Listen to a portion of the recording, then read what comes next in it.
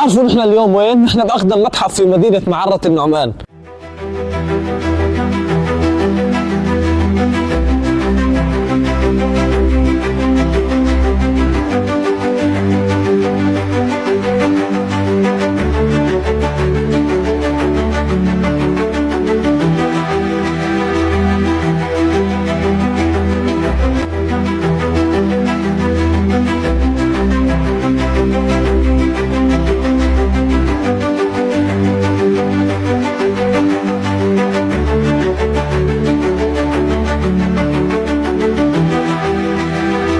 مثل ما ذكرنا لكم بسبب الدمار تغيرت ملامح هذا المتحف القديم، ولكن ان شاء الله عم يتم ترميمه وبقريب راح يفتح المتحف. خلوكم حاضرين التوقيت للافتتاح.